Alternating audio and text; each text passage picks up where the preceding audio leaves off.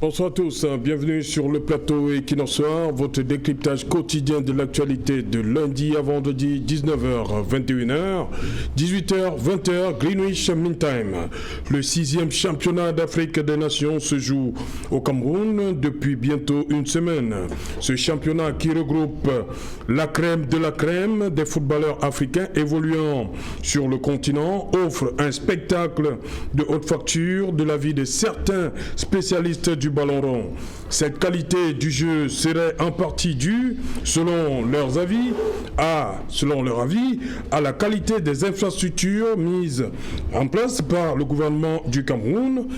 Ceci à la disposition de la Confédération africaine de football en vue de cette haute fête en terre camerounaise. Malheureusement, depuis le début de la compétition, un autre spectacle est livré par les spectateurs sur les gradins.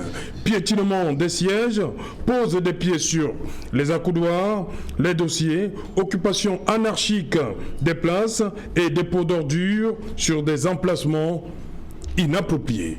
Madame, monsieur, tout à l'heure à 20h, c'est la grande édition d'information. Tout de suite après, ce sera le débrief du journal et tout de suite, le fait du jour.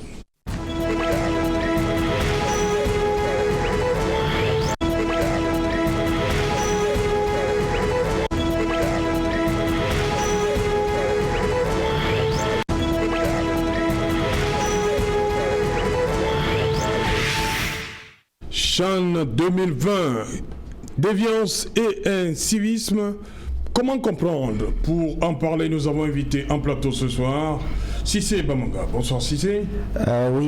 Bonsoir à tous les Camerounais qui suivent la grosse compétition et à toutes les personnes qui sont là aujourd'hui dans notre pays. Vous savez très bien qu'aujourd'hui, le Cameroun est en train d'accueillir la première compétition internationale de l'année 2021. Vraiment, c'est un privilège pour nous, on est très contents. Okay. Et je pense que là, on est très contents, on va continuer à dire marhaba, comme on dit chez nous, à tout le monde et bonsoir à tout le monde qui nous regarde sur les réseaux sociaux et à vos millions de téléspectateurs. Voilà, on est très contents, on va continuer à être contents, c'est ça? Ouais, on va continuer à être contents. Bonsoir Didier Imkoa. Bonsoir Serge Alontou, bonsoir à tous mes copanélistes, je dis bonsoir à tous les Camerounais, nous sommes en fête. Évidemment, ce que vient de dire mon frangin, il a parfaitement raison. Ce tournoi qui appartient à la CAF, c'est le premier tournoi planétaire qui se déroule après la Covid-19. Donc, il faut le dire. C'est terminé. Je dis bien, après, parce que ça a commencé avant, nous sommes à la deuxième phase, la phase de résolution. Donc, je pense, depuis qu'il y a un déclenchement de cette pandémie, c'est une cérémonie, je dis bien planétaire, parce que c'est une fête qui est suivie dans le monde entier grâce à ces infrastructures d'une magnificence féerique paradisiaque. Il faut profiter de l'occasion pour dire merci au chef de l'État qui a fait un lex à la jeunesse et rendre hommage à tous ceux-là qui sont des organisateurs. Je parle par exemple du président du COCA. Nous sommes dans le littoral, monsieur le gouverneur qui est le président des sites, le président des coordonnateurs et surtout un hommage particulier à ces vaillants jeunes Camerounais volontaires qui ont accepté de trouver là une occasion d'exprimer leur patriotisme, leur amour désintéressé pour ce grand pays qui est le Cameroun. On en parle tout à l'heure. Bonsoir Dylan Cohen. Bonsoir Serge et bonsoir à vos nombreux téléspectateurs. Également bonsoir à tous les étrangers qui sont sur nos terres, qui savourent le CHAN. C'est une fierté camerounaise de les accueillir et de leur souhaiter un très beau séjour sur nos terres. Okay. Boutozé, bonsoir. Bonsoir Serge.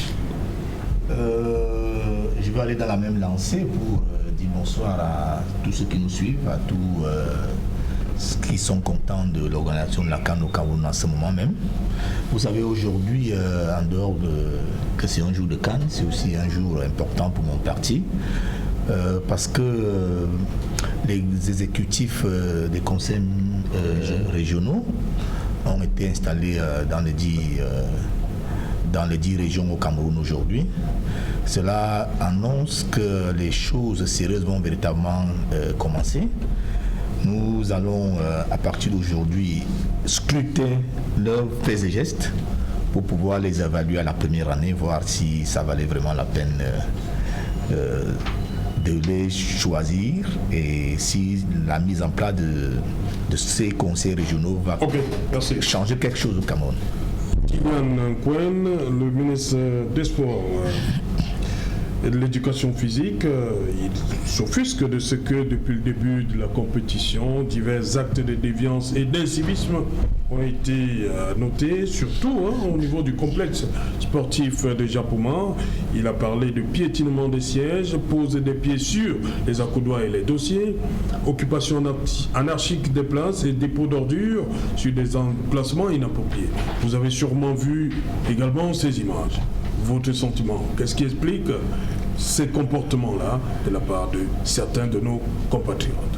Il faut dire, Serge, pour le dénoncer, que c'est une indignation de la part des citoyens qui, une fois rendus au stade, avec, je veux dire, ce joyau architectural que nous avons, il faut le reconnaître, que certains Camerounais brillent, ou alors bravent plutôt par cette mauvaise façon de faire, c'est-à-dire au lieu plutôt de protéger ou alors de mieux entretenir les infrastructures que les Camerounais ont payées de leur lourd tribut, certains se permettent à justement se sentir, comme on dirait, dans leur chambre. C'est à déplorer. Je crois que c'est une interpellation et pour une fois, je vais féliciter le ministre des Sports qui n'a pas manqué l'occasion de faire cette sortie pour rappeler les uns et les autres à agir par civisme et à comprendre que le stade, ou du moins les infrastructures qui sont mises en place,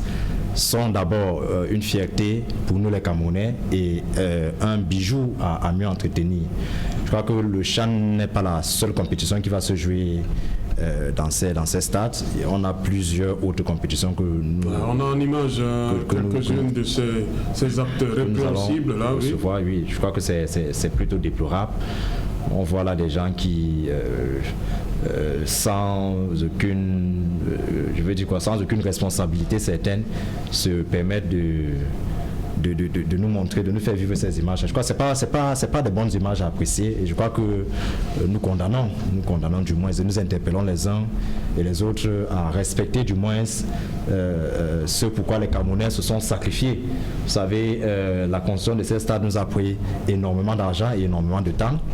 Et il est mal vu, ou alors il est mal à percevoir que certains Camerounais s'amusent à se plaire, à se comporter de la sorte. Voilà, Joseph René Boutouzé, vous, comment vous appréciez toutes ces images-là, des actes, comme a dit le ministre, qui n'honorent pas leurs auteurs? Oui, effectivement, lorsqu'on voit ces images, on est un peu choqué, parce qu'à l'entame, on commence à avoir ce genre de désinvolture pour des équipements qui ont coûté cher à l'État du Cameroun. Je crois que tout le monde peut être indigné. Et je pense que c'est parce que nous sommes depuis dans un régime de tolérance. Et je pense que nous devons un peu sortir progressivement de la tolérance. Si c'est bon, mon gars, pour vous, ces actes, le ministre dit, c'est répréhensible. Donc, il s'expose à un certain nombre de choses, ces personnes-là. Écoutez, monsieur, je pense très bien que nous assistons là, une fois de plus, à des choses qui nous surprennent. Des choses qui nous surprennent, pourquoi? Parce que tout de suite, moi je pense par exemple au Grand Mall où des personnes allaient là-bas se faire des films avec des vidéos qui ont passé. Mais non, je pense que nous avons un peuple aujourd'hui, vous le savez très bien, qui jette de l'ordure en route, qui double à droite avec des véhicules ou des motos et qui vous insulte même. Non, nous ne sommes pas civilisés, je pense que nous ne sommes pas prêts. Je me mets à l'intérieur, je parle des Camerounais, la majorité, nous ne sommes pas prêts vraiment à avoir ce genre de choses. Parce qu'aujourd'hui, c'est que nous avons des stades de waouh, nous avons une beauté. Je vous dis, M. Serge Alain, je ne le cache pas, j'ai des amis officiels qui sont venus ici dans plusieurs pays. Je vous dis, ils me disent qu'ils sont très étonnés par ce qu'ils voient au Cameroun. Parce que dans des pays très développés, en Afrique du Nord, en Afrique du Sud, aujourd'hui, vous ne trouverez pas de villes qui ont 2-3 grands stades comme ça. Il y a des mini-stades, des micro-stades d'entraînement comme les Barthélémy. Il y en a dans plein de pays, mais vraiment des stades gigantesques comme celui de Japoma, comme celui de Bépanda et tout ça. Vraiment, je pense que le Cameroun a fait très très fort, M. Serge Alantou. Mais moi, je pense que c'est un patrimoine national, M. Serge Alantou. Pour une fois, laissons un petit peu toutes nos batailles et querelles politiques. Aujourd'hui, ces stades n'appartiennent pas à M. Biya.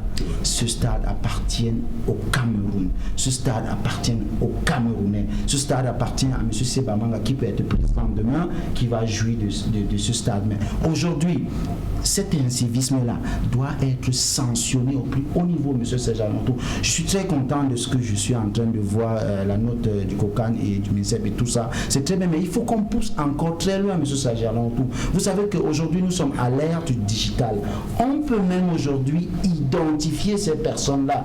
Il faut le dire, hein, parce qu'on profite de cette chaîne. On profite aujourd'hui de cette plateforme qui est très bien vue, la plateforme Equinox internationale, de dire aux personnes, méfiez-vous, faites attention, bien que je suis très rapidement en disant qu'il y a des personnes qui justifient la bêtise avec la bêtise. La bêtise avec la bêtise, pourquoi? Il y a des personnes sur Internet et un peu partout qui prennent des photos du Real de Madrid, qui prennent les photos de Marseille à gauche à droite, pour dire que même en Europe, écoutez, on fait cet incivisme, mais non, on s'en fout de l'Europe.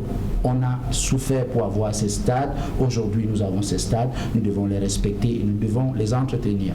Voilà, Didier Mpoin, vous êtes membre du secrétariat technique, c'est ça, pour le site de Bépanda, hein? Tout à fait. C'est bien cela? Tout à fait. Mais lorsque vous avez vu ça, il n'y a pas ça du côté de Bépanda, la cuvette de Bépanda? C'est beaucoup plus du côté de Japoma qu'on a assisté. Qu'est-ce qui peut expliquer ces comportements-là de la part de certains de nos concitoyens? Bon, il y a un certain nombre de facteurs. Premièrement, il y a des gens qui ont des problèmes avec la modernité, avec le modernisme. Pour le grand monde, c'est ça? Oui, je vais vous citer deux exemples qui illustrent mon argumentaire. Le premier exemple, il se raconte dans mon village à Bazou qu'il y avait un homme qui avait l'habitude d'être toujours nu, un dénudé naturel, il aimait comme ça, il défouquait sur lui. Mais le jour où on lui a porté un billard, un habit, il a cru qu'il était toujours nu, il est allé défouquer, mais il a défouqué dans l'habit. Deuxièmement, je connais une étude sur les relations entre l'homme et les déchets. C'est un anthropologue qui a fait ce travail, qui a pu démontrer qu'en ville, il y a des citadins ruralisés et les villageois, les citadins ruralisés et les villageois urbanisés. Donc, il y a des gens comme ça qui ont des problèmes avec la modernité, ils ne comprennent rien à rien. Deuxièmement, il y a la psychologie de la foule. Les gens posent des problèmes par effet d'entraînement. Ils pensent qu'ils sont dans une fête. Ils font ce que les autres font, par effet d'entraînement, et avec les réseaux sociaux, ils voient dans un autre stade les pieds sur les sièges, ils croient qu'ils peuvent aussi le faire. Mais c'est un stade comme le complexe sportif de Japoma, oui, ou le stade de la réunification de Bépanda sont ce qu'on appelle dans la gestion des risques les ERP, les établissements recevant le public, qui sont assujettis à un certain type de réglementation des risques. Il y a des choses qu'on ne doit pas faire dans un endroit qui est fermé. Quand vous allez par exemple à Bépanda, même à Japoma, vous avez des affiches qui indiquent le code de conduite dans le stade. Les bouteilles sont interdites, c'est fumé, la fumée c'est interdit, l'arme interdite, le sac interdit. Il y a un certain nombre de choses qui sont interdites d'accès dans ce stade. Mais bon, allez-y voir les gens qui enfreignent à ce code-là. C'est les personnes insoupçonnables. Ce que j'ai vu tout à l'heure quand je sortais du stade, je ne voudrais pas le dire ici. Non, allez-y. Moi, j'ai vu vos confrères fumer. Mes confrères? Oui, j'ai vu vos confrères fumer. J'ai vu vos confrères fumer. Alors que depuis la grille principale, c'est bien écrit là qu'il est interdit de fumer dans le stade. J'ai vu les gens, malgré que nous ayons formé des jeunes volontaires pour le piquage des déchets, mais vous trouvez encore des gens bien structurés qui balancent les déchets comme s'ils étaient dans leur voiture. C'est un phénomène, c'est la mentalité. C'est pour ça que j'ai parlé qu'il y a des gens qui ont des problèmes avec la modernité. C'est-à-dire, tout ce qui est beau, les gêne. Moi, je ne voulais pas ici glisser vers la politique, mais je reste sur la mentalité rétrograde, parce que ça, c'est une mentalité rétrograde. Alors que le CHAN... C'est les hommes politiques qui se comportent... Non, je ne voulais pas dire que il y a des gens qui ne veulent pas ceci. Non, moi je pense que c'est une question de mentalité. Vous avez des gens qui rejettent par nature comme ça là, ce qui est beau, qui ont des problèmes avec ce qui est bien. Parce que je ne comprends pas qu'un homme bien structuré, bien mis, bien génique, qui a d'apparence joviale, puisse balancer les bouteilles vides après l'avoir vidé n'importe où et n'importe comment. Malgré le fait que nous ayons formé des jeunes volontaires au piquage des déchets, mais les gens continuent à se comporter comme s'ils étaient peut-être en brousse au village. Mais c'est en train de s'arranger. Parce que la formation que ces jeunes compatriotes ont reçue, c'était une approche beaucoup plus didactique. On leur dit que bon voilà, vous allez rencontrer des gens qui ne sont pas comme vous, qui n'ont pas été formés. Il faut leur dire le bienfait de regarder le match dans un environnement assaini. Vous leur expliquez bon voilà, ici il y a des exigences de la CAF, n'entrez pas avec. Parce que ce qu'on ne dit pas, le Cameroun est l'organisateur du CHAN, mais le propriétaire du CHAN, c'est la CAF. La CAF, oui, justement. Actuellement, le stade du Cameroun, tous ces stades-là appartiennent à la CAF. Les exigences... Le Cameroun a mis à la disposition de la CAF. Tout à fait. Les exigences sécuritaires sont les exigences de la CAF. De la CAF. Vous comprenez? Il faut les respecter. Parce que si vous ne les respectez pas, vous allez payer des pénalités. Parce que vous avez des commissaires qui observent.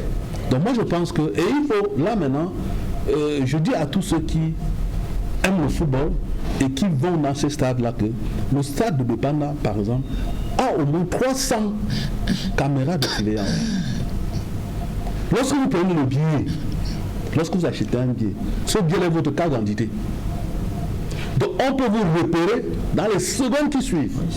Donc il faut demander... Est-ce que c'est ce qui est fait par rapport... Non, pour le moment, on ne veut pas brutaliser ces Camerounais-là. Non, après la sortie du ministre, je crois qu'on va monter à un niveau. Pour le moment, on leur parle, on conseille, on leur dit que non, voilà, c'est affiché là, entrer au stade avec le masque. Mais vous venez de dire que vous avez rencontré des gens qui fumaient encore aujourd'hui. Oui, moi, je leur ai dit. Ça a commencé. Moi, je leur ai dit que monsieur, non, ce que vous faites là n'est pas bien. Ce que vous faites là n'est pas bien. Vous êtes des gens bien structurés. Et puis, heureusement que ce confrère, il a compris, il a cassé la cigarette. Vous comprenez? On n'est pas là pour barrer. Non, il a cassé et puis j'ai appelé un volontaire. On a mis ça dans la poubelle, dans le sac poubelle. Donc je pense que petit à petit, ils vont comprendre que cette infrastructure n'appartient pas au président de la CAF. C'est pour les Camerounais. Donc c'est pour ça que je disais que le CHAN est placé sous le signe du développement durable. Et le développement durable, c'est le principe de responsabilité, de solidarité et surtout de participation. C'est pour ça que c'est la fête, c'est une fête publique. Il y a un phénomène, il faut relever dans ce que j'appelle le développement durable, la cogestion, la copropriété. Il faut relever toutes ces deux choses-là pour dire que c'est notre infrastructure. Okay. Parce que après le CHAN, ce sera la CAN, Dieu soit le peut-être en 2030, ce sera la Coupe du Monde, pourquoi pas. Ok. Dylan Cohen, toujours dans la sortie du ministre, il interpelle les volontaires et les stadiers commis aux tâches de surveillance.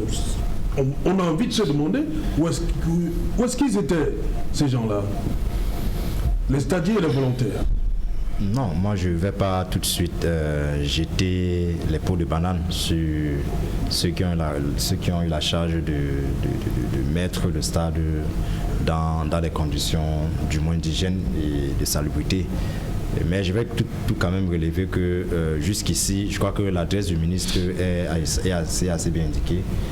Peut-être les stadiers n'avaient pas substantiellement un élément sur lequel ils pouvaient s'appuyer pour passer peut-être à l'acte répressif. Élément, c'est-à-dire quoi?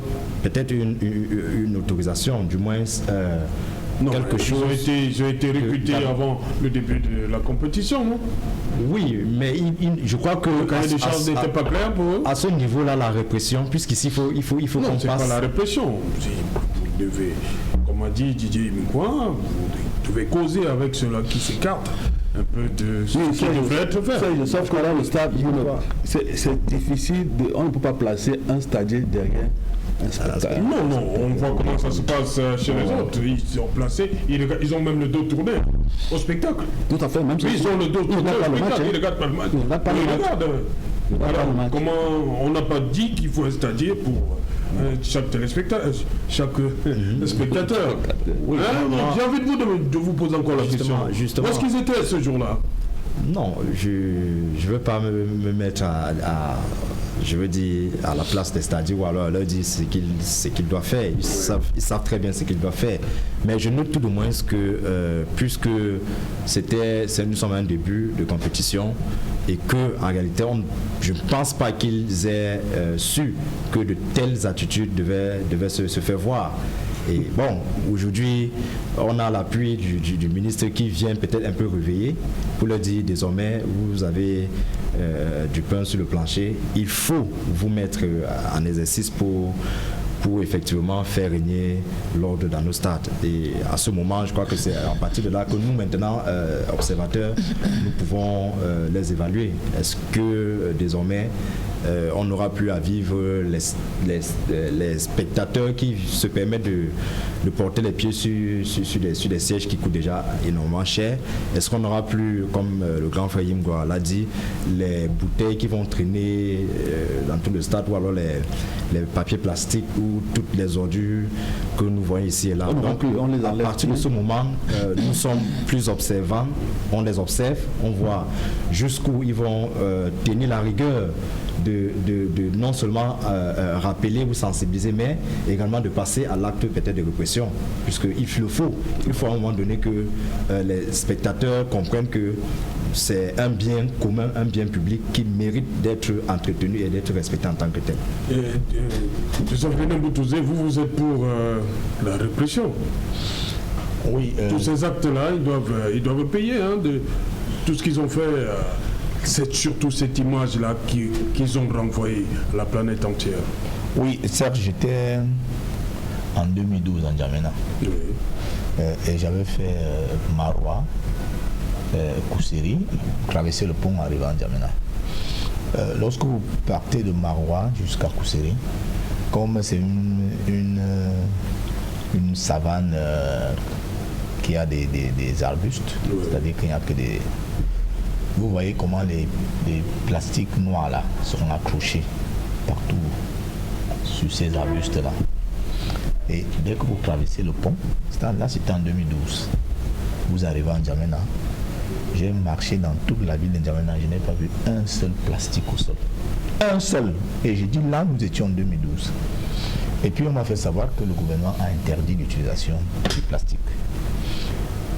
Si vous arrivez à l'aéroport de N'Djamena, on fouille vos bagages, on constate que malgré vous savez que le Tchad ne veut pas de plastique, vous avez un plastique non biodégradable, on vous fait payer séance tenant 200 000 francs d'amende, ou bien vos bagages ne sortent pas. Vous voyez, ça a amené les gens à respecter la réglementation. Au Cameroun, on a dit pas de plastique parce que ce sont tous ces déchets plastiques qui font les inondations qu'il y a partout dans nos villes. On a dit pas de plastique, mais dans tous les marchés du Cameroun, il y a du plastique.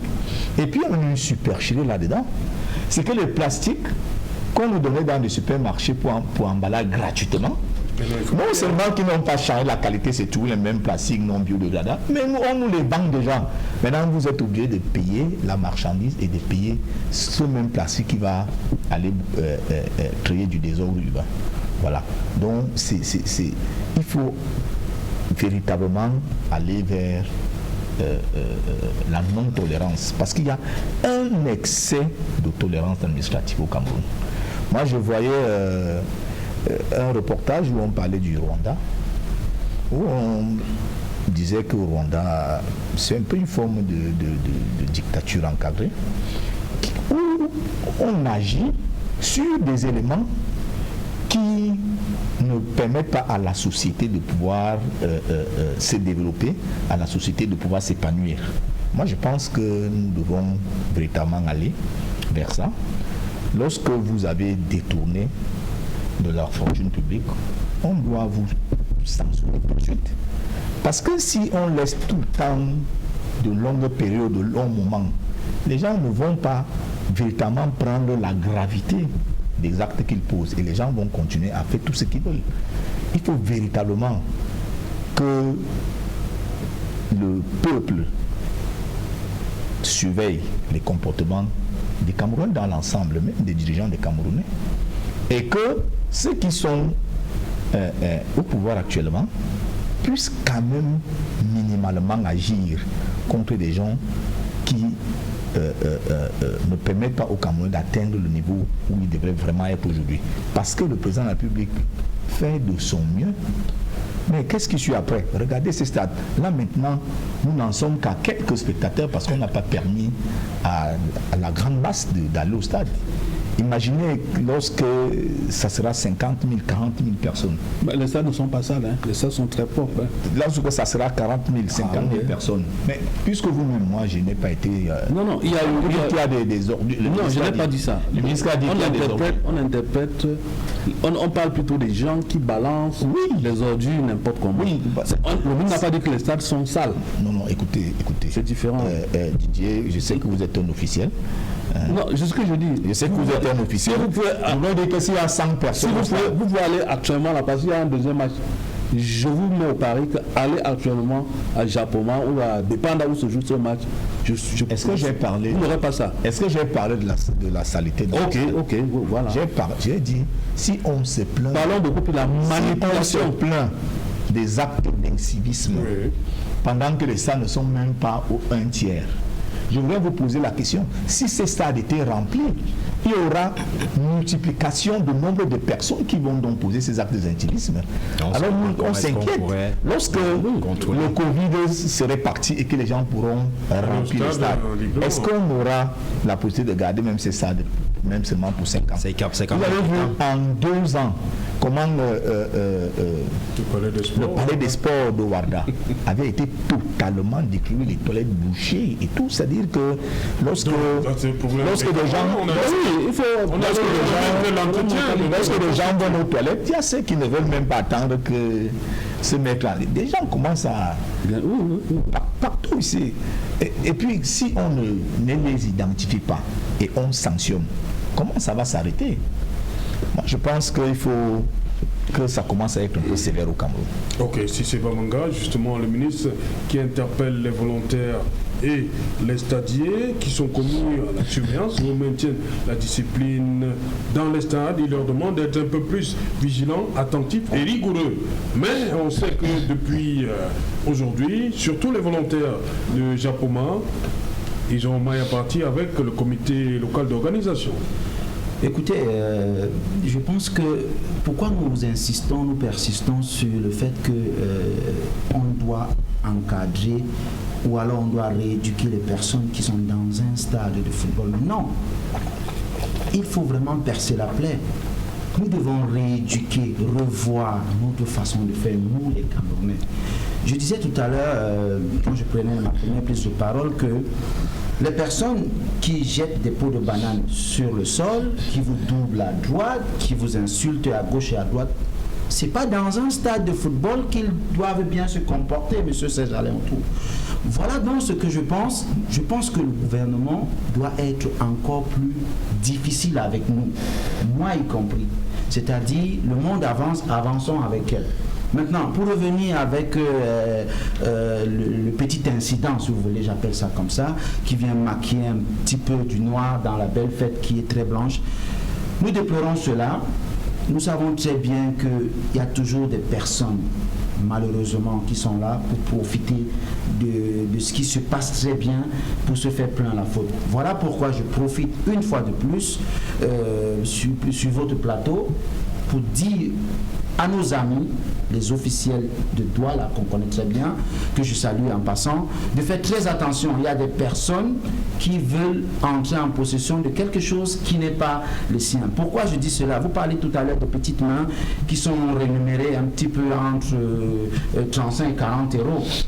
Voilà, qui sont rémunérés comme ça, mais qui sont laissés à eux. Ils ne mangent pas. Par exemple, quand on prend un petit exemple sur le match du Cameroun contre le Mali, ils étaient au stade depuis 8 heures. Ils n'ont même pas eu un... Non, il paraît que ceux de Yaoundé n'ont pas... Non, je parle de ceux de Japoma, de Douala, oui. Vous savez, on peut pas...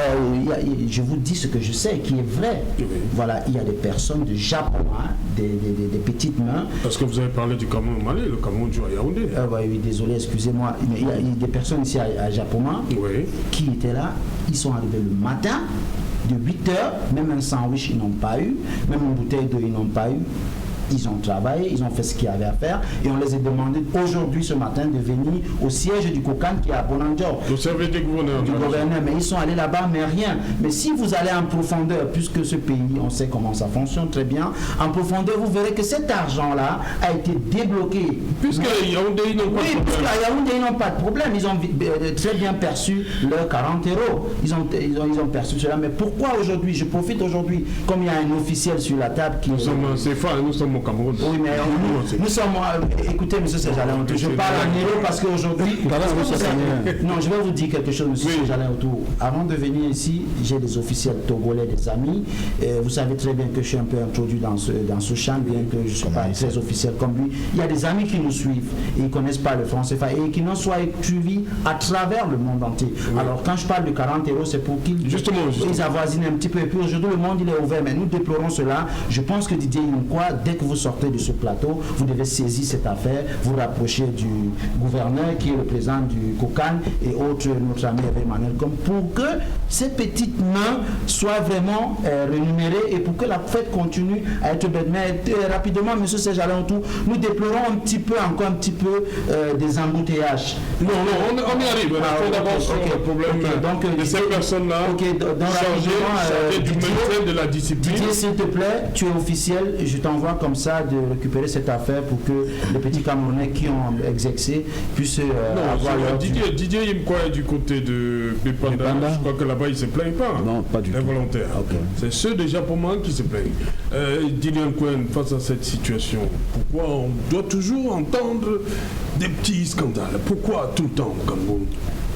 Non. Il faut toujours qu'il y ait un élément qui vient, on va dire, gâcher la fête. Non, sans vouloir exagérer, je vais quand même admettre que c'est le propre de ce qu'on appelle les événements à masse populaire. Oui. Vous voyez, c'est pas qu'au Cameroun, parce qu'il ne faudrait pas que on s'appesantisse ou on s'apitoie sur le Cameroun. Comme si ils disent, ces volontaires disent que la malchance, ceux qui font le même boulot qu'à un niveau de Yaoundé, voilà, Didier est là, Pépanda, on n'entend pas ils ne se plaignent pas de ce côté-là. Pourquoi Japoma? Pourquoi il faut toujours ces petits éléments pour gâcher la fête? Je crois que Japoma est un stade nouveau. Est-ce que les choses sont préméditées? Est-ce que c'est à dessein que nous assistons à ce que nous vivons? Je me suis tenté par répondre quand même pas une certaine réserve. Je crois que nous sommes ici face à une spontanéité, c'est-à-dire un problème auquel personne ne s'attendait. Les officiels qui sont chargés d'assurer l'ordre ont ce devoir désormais, au moins à partir des premiers matchs que nous avons vus, ils ont ce devoir désormais de savoir comment s'y prendre pour du moins réduire au maximum tous ces débordements, ces effets d'incivisme au sein de nos stades. Maintenant, la question pourquoi, je ne peux pas de façon explicite et claire dire ici quelles sont les motivations, mais toujours est-il que nous constatons qu'il y a encore des Camerounais qui refusent de contribuer à leur façon à ce que ce qui est pour nous un héritage soit mieux conservé pour les générations venues. Je dis tout ça, c'est déplorable. Hein. De chercher les raisons, pour moi, c'est un peu... pour moi, ça n'a aucune importance. Je suis dans la logique de dénoncer à outrance et d'aller de m'aligner en droite ligne avec la note du ministre pour interpeller effectivement les différents responsables de ne pas lâcher prise et de prendre effectivement les responsabilités. Voilà, Didier Mkwa, Japoma, incivisme, Japoma, également les volontaires qui sont pas, qui se plaignent. Qu'est-ce qui se passe à Japoma? Je suis très surpris de la tonalité que prend cette histoire. Oui. Que nous qui sommes à côté considérons comme une histoire juste en retard. Je connais. Pourquoi seulement un Japonais qui a le retard? Oui, parce que moi je connais un tout petit peu le coordonnateur de Japoma, M. Njoke. On peut tout dire de lui, mais je ne pense pas que l'honorable Njoke peut se mettre dans ce genre de choses. C'est combien même? C'est pas beaucoup. C'est dans les 5 000. C'est rien. C'est rien. Moi, je pense que c'est beaucoup plus un problème de retard. Peut-être les enfants. Vous savez, il y a beaucoup d'informations qui circulent parmi eux. Parce que ces volontaires-là, c'est des jeunes Camerounais, c'est des vaillants, c'est des soldats camerounais, vous comprenez. Il y a beaucoup de choses qui circulent parmi eux, sur les réseaux sociaux, des informations dont on ne peut même pas maîtriser la source. C'est pour cela que dans chaque commission, il y a un groupe WhatsApp pour chaque commission, pour que tous les membres soient au même niveau d'information. Parce qu'il y a beaucoup de choses qui circulent. Et puis, vous savez, ça j'allais autour. Vous êtes un fils de Yaoundé. Vous vous rappelez de l'histoire de Monté? Le collège Monté? Oui, bien sûr. C'est une histoire qui est partie de rien. Voilà deux pélés, trois tendus qui sont au troisième niveau, qui crient « Oh, la maison tombe !» Et à la fin, on a détruit tout un établissement scolaire qui faisait la fierté de la capitale. Donc, il faut faire attention avec la psychologie de la foule. C'est un problème de foule. Je peux vous dire, ça fait depuis quelque temps que nous travaillons, parce que M. Njoke, l'honorable Albert Njoke, et le président Hervé Manankom travaillent main dans la main. Non, c'est pas un problème de personne ici. Les volontaires se sont plaints. Nous ne sommes pas là pour... nous ne sommes pas là pour... Les volontaires se plaignent, point. Donc, moi, je pense que c'est ici, parce que depuis ce matin, j'étais au stade de Bépanda chez nous. Oui. J'ai suivi ça comme une information banale, mais ils sont rentrés dans leurs droits. Quand j'écoute... Est-ce qu'ils avaient donc besoin d'en arriver là? Oui, vous savez, Serge, ils sont quand même 600.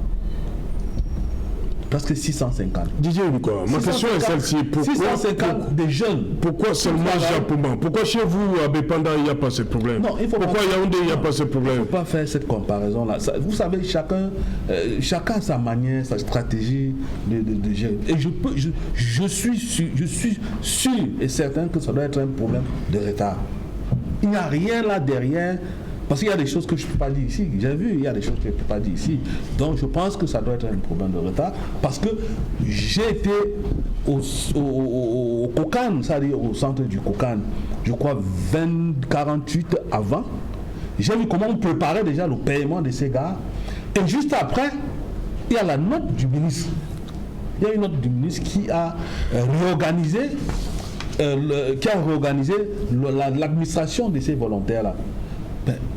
Peut-être pour harmoniser. Il y avait déjà un plan. Subitement, il y a une note du ministre qui réorganise la gestion des volontaires. Maintenant, pour harmoniser, ça prend du temps. Ça peut prendre 2 heures, ça peut prendre 3 heures, ça peut prendre 4 heures de temps. Vous comprenez? Moi, je crois que c'est ça. Parce que j'étais un témoin oculaire. Je suis passé faire des photocopies dans notre centre du Kokan. Parce que nous sommes logés à la délégation régionale du tourisme. J'ai vu le coordonnateur du site de Japoma qui avait déjà choisi quelqu'un qui devait faire ce travail.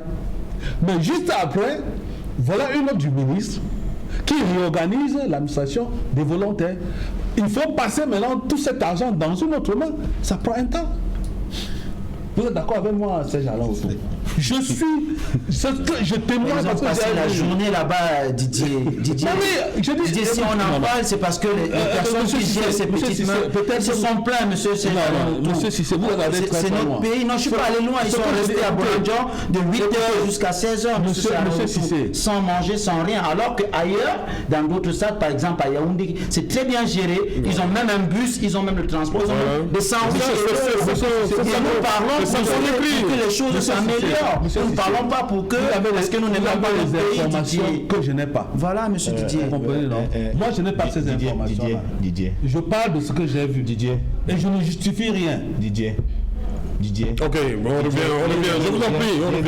Je vous en prie. C'est l'heure du journal parce qu'elle est là, Nadine Yambo. Bonsoir Nadine, au menu ce soir. Bonsoir Serge Alain, bonsoir également à vos invités. Ce soir, nous reviendrons sur cette saisie de près de 550 kg de cannabis dans Bacham, dans les Bamboutos, région de l'Ouest Cameroun. Les deux femmes trafiquantes les avaient dissimulées dans leur grenier pour tromper la vigilance. Donc ce soir aux 20h, nous reviendrons sur les circonstances de cette saisie. Nous parlerons également de la colère des enseignants du supérieur malgré l'annonce du ministre de tutelle du paiement de la prime spéciale de recherche. Le syndicat national des enseignants du supérieur maintient le mot d'ordre de grève dénonçant des manœuvres dilatoires. Nous parlerons également de la visite de l'ex-footballeur international de renommée internationale Lilian Thuram chez le président directeur général d'Equinox Télévision, Séverin Tchonke. Il a donc salué le professionnalisme du personnel d'Equinox Télévision et présenté également son combat contre le racisme et l'inégalité entre les hommes et les femmes. Et puis hors de nos frontières, nous parlerons de l'état d'urgence décrété en RCA après les récentes attaques meurtrières enregistrées dans le pays par des groupes rebelles. Serge Alain. Voilà, madame, monsieur, dans une trentaine de minutes, donc ce sera la suite et qu'il en soit. Deuxième partie, ce sera le débrief.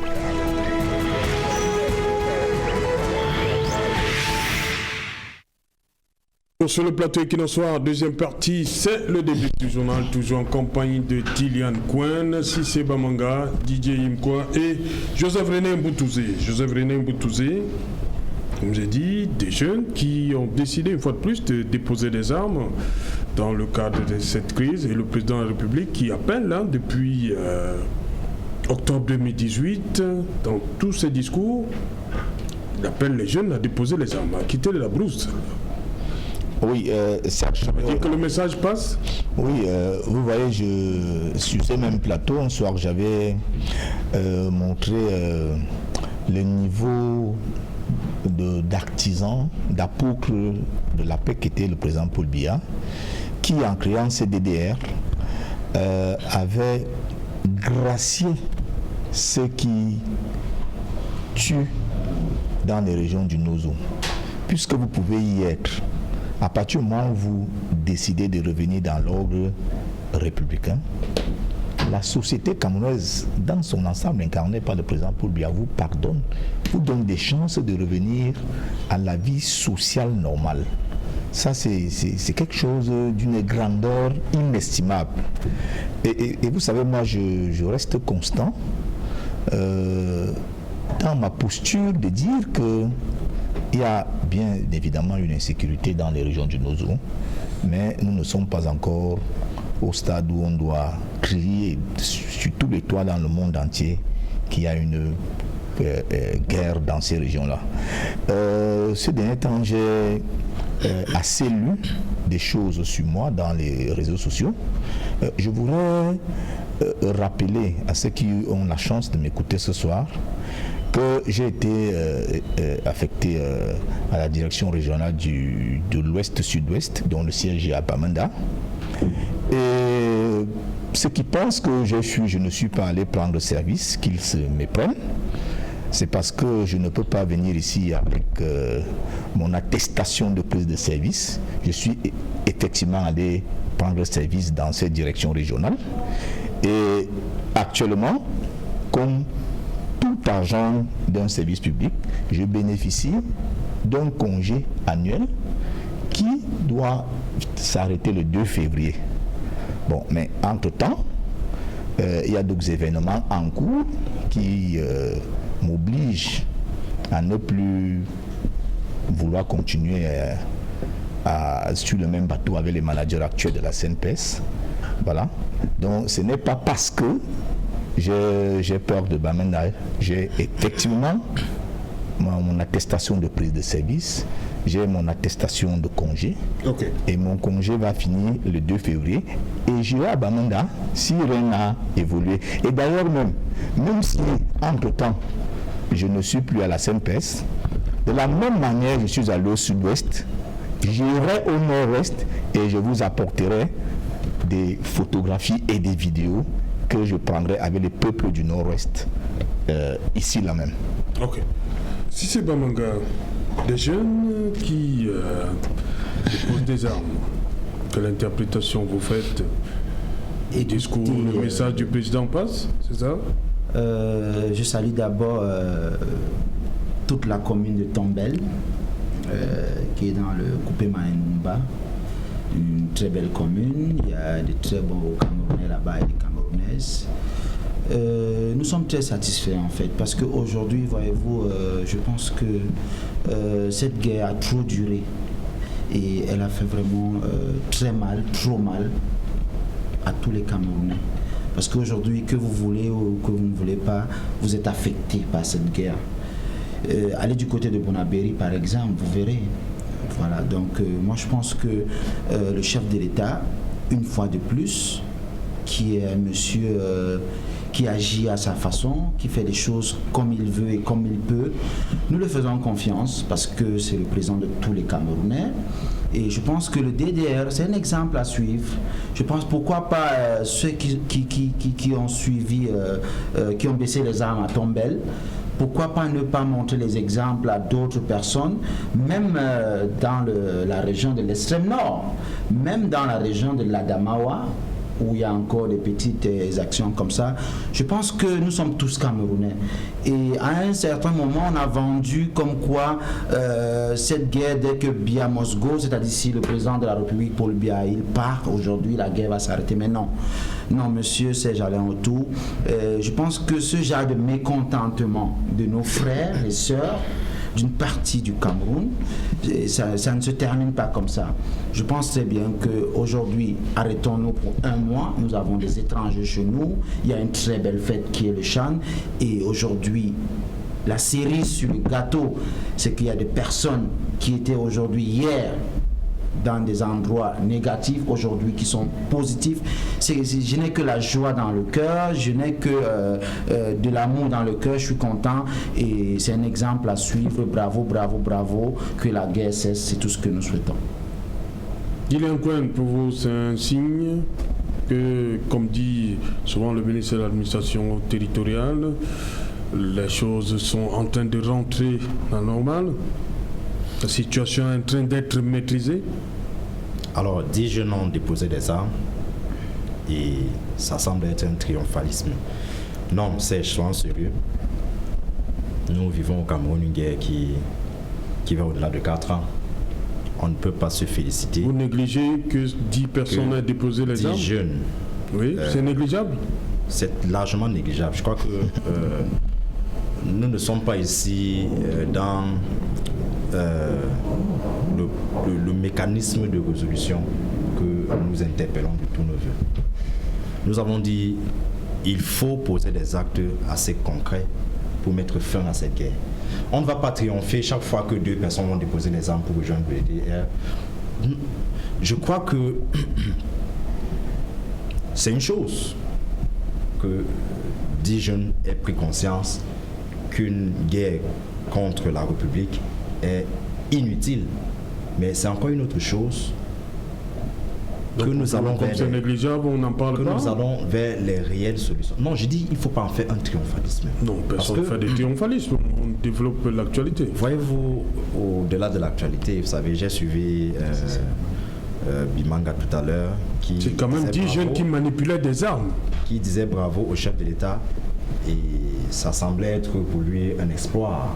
Moi, je dis, et je réitère, que nous ne pouvons pas nous féliciter parce que 10 jeunes ont déposé des armes et que la guerre continue. Parce que quelqu'un disait 1 de perdu et combien de retrouvés. Donc, le problème demeure. nous interpellons encore le gouvernement à passer outre des actions dont elle se félicite d'avoir le parfait contrôle, la parfaite maîtrise de la crise et d'intégrer immédiatement des solutions que nous ne cessons de proposer. Il faut qu'il y ait un cessez-le-feu radical, sans aucune négociation. Et que les Camerounais se parlent. Je crois qu'en ce moment-là, on ne verra plus à cette initiative des jeunes qui décident de laisser les armes, de déposer les armes, une sorte de triomphalisme. On ira fondamentalement vers la solution de par la racine du problème. Donc pour moi, que dit jeune ait déposé des armes, je vais m'interroger sur la portée d'une information pareille. Qu'est-ce que ça influence dans le déroulé des solutions? Est-ce que forcément ça fait partie des réponses que nous attendons, qu'on nous annonce tous les jours qu'un jeune a déposé, 2 jeunes a déposé, après quand il y a des tueries dans des localités, on essaie de ne pas trop en parler et de médiatiser plutôt ceux qui ont laissé les armes. Non, c'est une sorte. Je préfère que ce type d'information ne soit pas nourri. Ne soit pas relayé. Pas relayé. C'est normal. Je veux dire, ne soit pas nourri de cet espoir qui peut prêter à croire que c'est une marche vers les solutions que nous avons préconisées. Déposer les armes, c'est une chose, mais en rien, cela ne saurait être un exploit. Donc, dans la position... Personne n'a parlé d'espoir. On constate qu'il y a des jeunes qui ont déposé des armes. 10 jeunes qui manipulaient l'arme, les éléments. Quand un Camerounais dit bravo... On sait ce que c'est l'arme. Quand un Camerounais dit bravo au président de la République, je peux comprendre à quel décret. Personne n'a dit bravo au président. Il puise... Encore qu'il ne représente pas tout le peuple camerounais. Il parle en tant que Cissé Bamanga. Oui, c'est mon voisin le plus proche et donc je parle de lui parce qu'il s'est prononcé. Et j'imagine derrière lui combien de Camerounais pourront se prononcer. Le président Paul Biya, votre président aussi, mon cher frère. Je dis, nous les leaders d'opinion, le débat n'est pas sûr. Nous avons certaines choses aussi à faire dans cette guerre, Serge Alain-Autour. C'est une émission très suivie aujourd'hui. Cette guerre, elle est fatiguée. Cette guerre nous fatigue. Il y a des brigands qui ont pris cette guerre en otage. Aujourd'hui, nous sommes des leaders d'opinion. Tu m'excuses, mon frère, quand nous venons sur un plateau de télévision, encourageons ce qui est déjà fait et montrons le bon exemple. Ces 10 personnes aujourd'hui qui sont allées dans le DDR, ça veut dire qu'ils ont compris le chef de l'État. Monsieur Bimanga, je travaillons ensemble pour notre pays. Vous faites fausse route parce que tandis que 10 personnes sont allées au DDR, il y a des morts qui continuent à tomber. Et on ne peut pas, je ne peux pas, du moins, moi originaire du Nord-Ouest, concerné de la crise, me féliciter qu'une actualité, fut-elle de 10 jeunes qui ont rejoint le DDR, soit aussi insensée, ou du moins soit vous êtes du Nord-Ouest? Je suis du Nord-Ouest. Oui, je voudrais savoir, depuis que cette guerre, donc, comme vous voulez ainsi parler de guerre, a commencé, qu'est-ce que vous avez fait de particulier pour essayer de contenir les choses de manière à ce que nous retrouvons la paix au Cameroun, sur le plan individuel? Moi, je suis allé à Kumba le 31 octobre, j'ai parlé aux gens là-bas. D'accord. Bon, essayez-vous de nous dire ce que vous avez fait pour que ça... Oui. Ma personne semblerait-il ne pas être justement peut-être une influence. Mais si vous voulez savoir, je dénonce. Vous savez combien de jeunes seront prêts à se présenter devant un écran de télévision pour se positionner par vous dénoncez quoi et qui? Je dénonce toutes les dérives. De qui? Soit d'un côté, ce que le gouvernement ne comprend pas, et soit de l'autre côté, ce que certains entrepreneurs de la guerre nourrissent. Et donc au milieu, nous avons des morts. Comment on fait un cessez-le-feu dans une guerre asymétrique?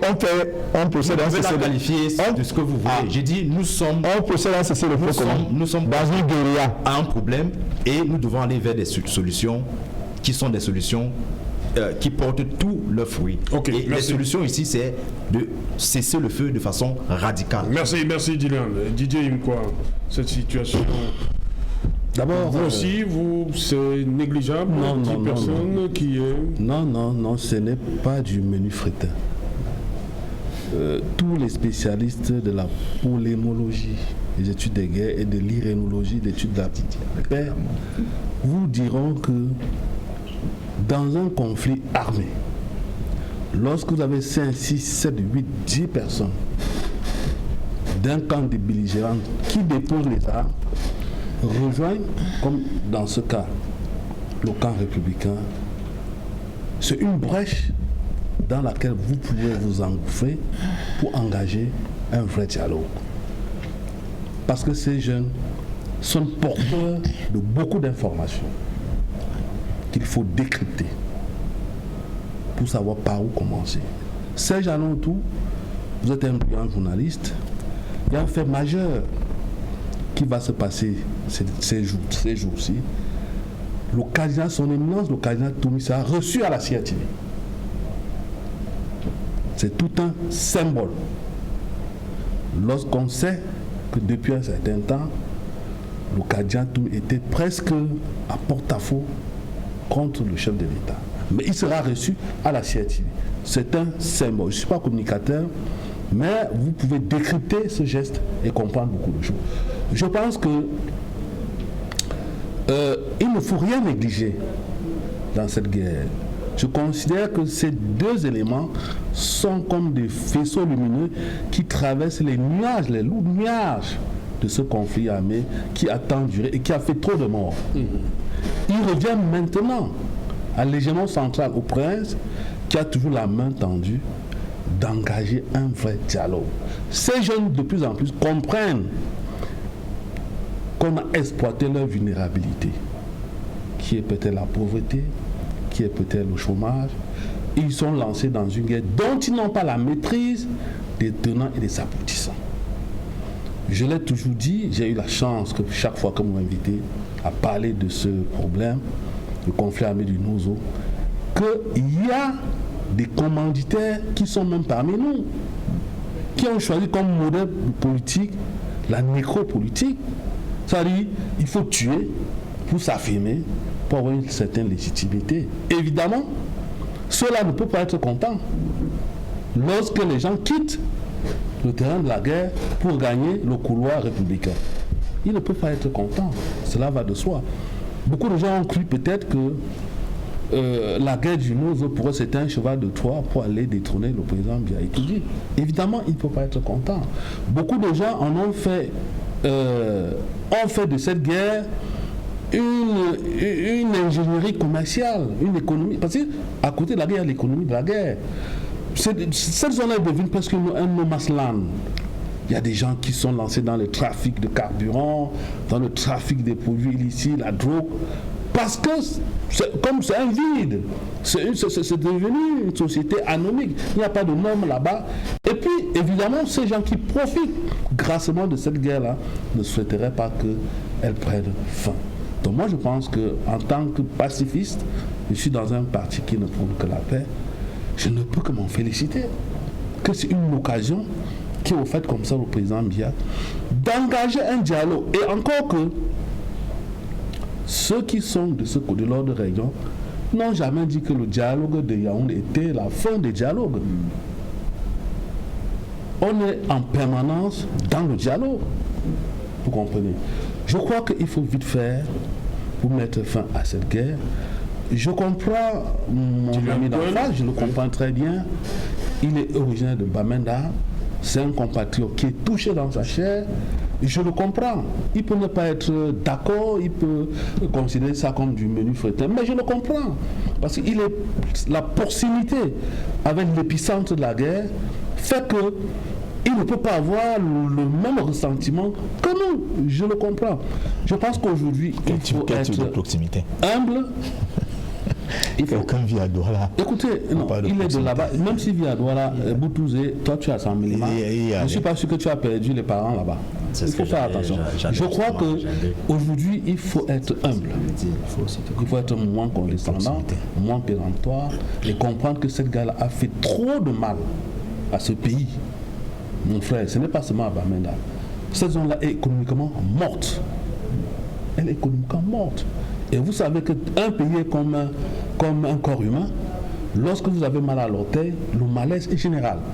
Donc je pense que ces jeunes-là, qui comprennent déjà petit à petit qu'on leur a raconté des conneries, on leur a vendu de la neige, qu'on vendait la neige à un ours dans les zones antarctiques, ils comprennent de plus en plus qu'il faudrait qu'ils rentrent dans le couloir républicain pour se refaire, et tant mieux s'ils peuvent s'insérer dans le tissu économique et social. Justement, Joseph-René Mboutouzé, dans ce qui revient depuis la fin du grand dialogue national, il y a beaucoup qui pensent qu'il faut passer un dialogue inclusif. Il faut continuer de dialoguer, il faut encore dialoguer. Oui, on a plusieurs conflits dans le monde. Un seul dialogue, est-ce que c'est suffisant? Non, il n'y a pas eu un seul dialogue. Les dialogues ont commencé lorsque les revendications corporatistes ont commencé en 2016. C'est là où le dialogue a commencé.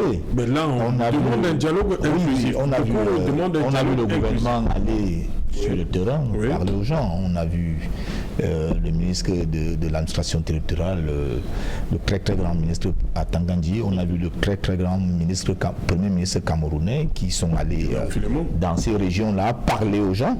Et puis, on n'a jamais dit qu'il n'y ait pas. Plusieurs fois, sur ce plateau, j'ai dit, est-ce que ce n'est pas possible qu'on convoque une forme de rencontre où les jeunes Camerounais, entre eux, vont pouvoir s'asseoir et se parler. Parce que vous savez, dans cette guerre, c'est les jeunes qui meurent à 80%.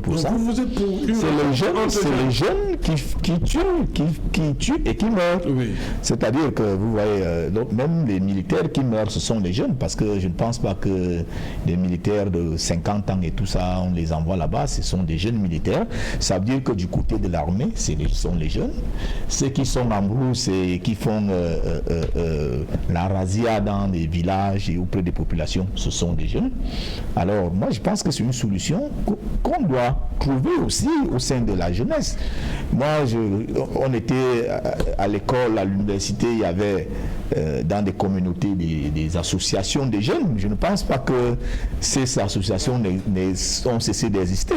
Il faut qu'il y ait des dialogues à tous les niveaux au sein des associations de jeunes, au sein du Conseil national de la jeunesse, et que si l'État peut vraiment réunir un grand conseil où on prendra peut-être 200 jeunes par département et tout ça, des réunis pour qu'ils causent. Mais si on a dans la région du sud-ouest et du nord-ouest 1000 jeunes qui viennent rencontrer 2000 jeunes du Grand Nord, 1500 jeunes du Sud, 700 jeunes de l'Est et tout ça, ils essayent de se parler en se regardant.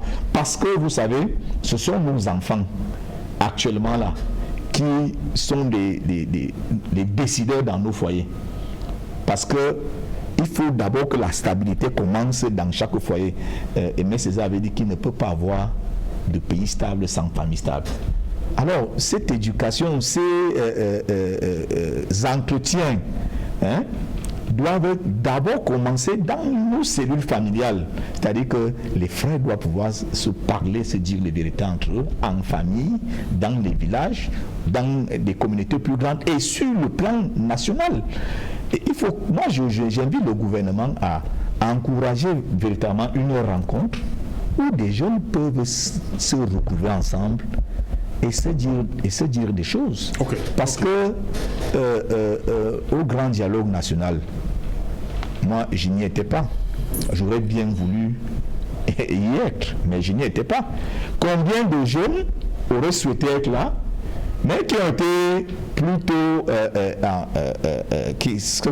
ça a été pris en otage par des personnes d'un certain âge, du point de vue soit de leur fonction administrative ou bien de leur fonction politique. Est-ce que ce genre de problème, on est plus en mesure d'apporter des solutions parce qu'on occupe une haute fonction administrative ou bien une haute fonction politique? Moi, je ne pense pas. Voilà. Si c'est Bamanga, justement, comme dit Joseph-René Mboutouzé, est-ce que la jeunesse n'a pas son mot à dire par rapport à la crise en réforme?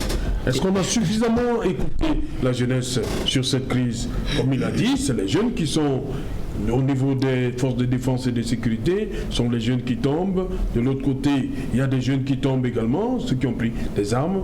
Est-ce que ça ne passe pas aussi par les jeunes? Ils n'ont pas leur mot à dire. Écoutez, nous sommes dans un pays où la jeunesse n'est malheureusement pas écoutée. Vous devez voir, aller dans tous les secteurs dans ce pays, et c'est l'une de mes batailles aussi, vous le savez très bien. Les jeunes dans ce pays, on manque quoi faire. Parce qu'on a la jeunesse, on a l'une des jeunesses les plus compétentes d'Afrique. Mais aujourd'hui, on est lésé. On peut comprendre, M. Serge Alain Autou, que c'est quand même 20% des Camerounais.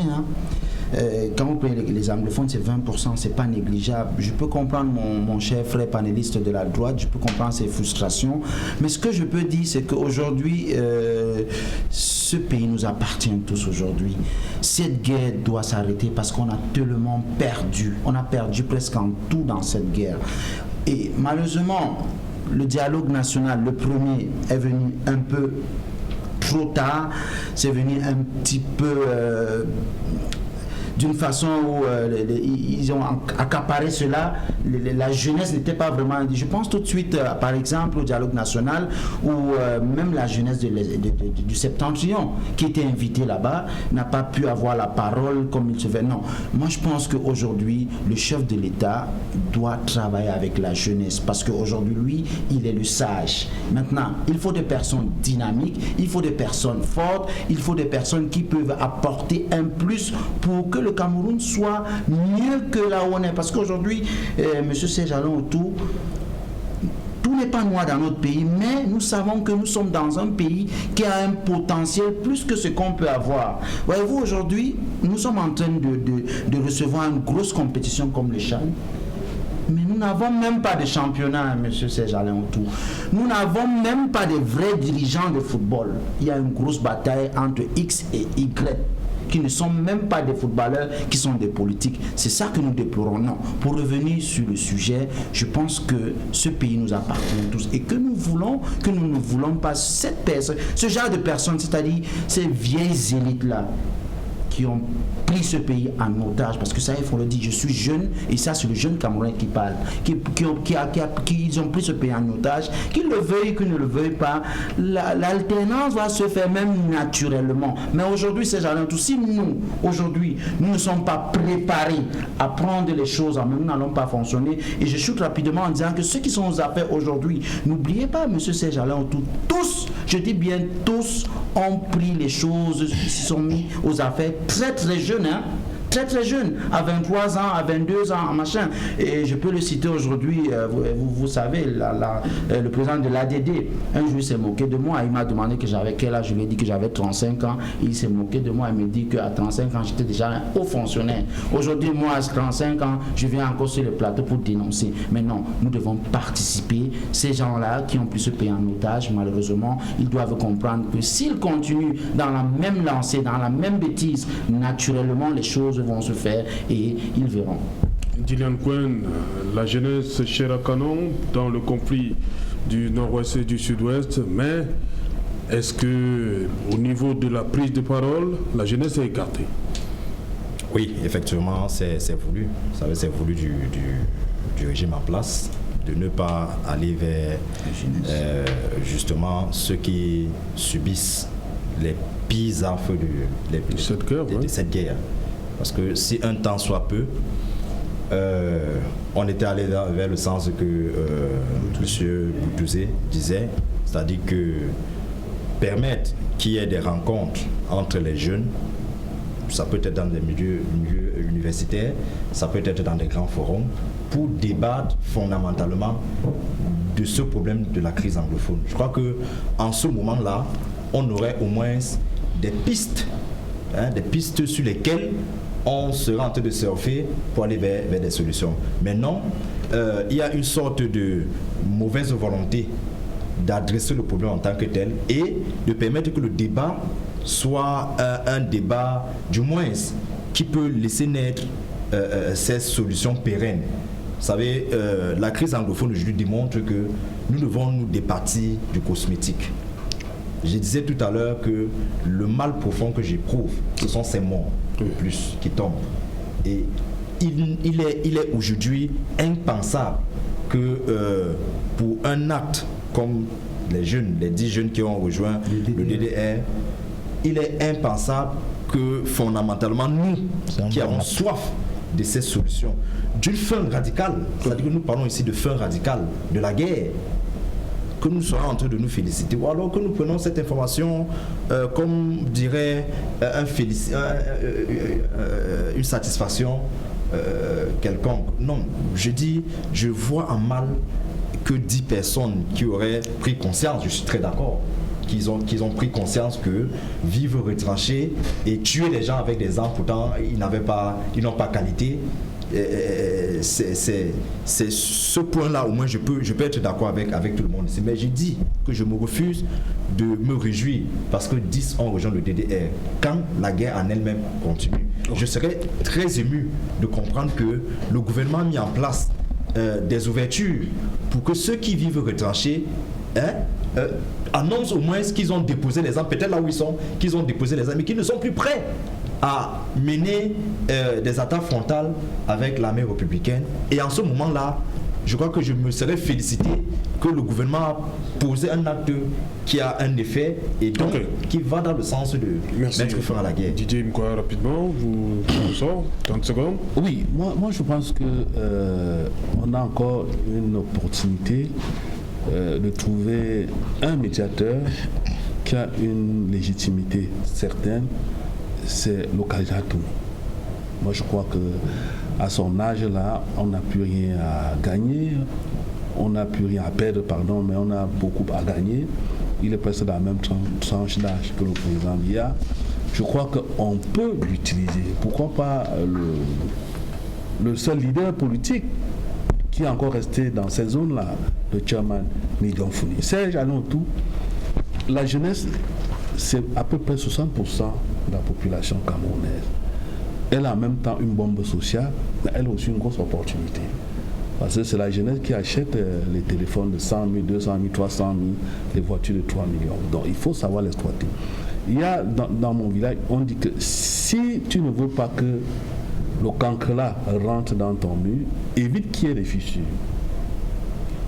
Si on ramène cette parole de sagesse au niveau de ce débat, s'il faut éviter la guerre dans son pays, il faut penser à la formation des jeunes, à la professionnalisation de ces jeunes-là et surtout à leur insertion dans le tissu économique. Parce que lorsque vous avez des jeunes qui ont été formés, qui travaillent, ils sont moins vulnérables, donc ils ne sont pas manipulables.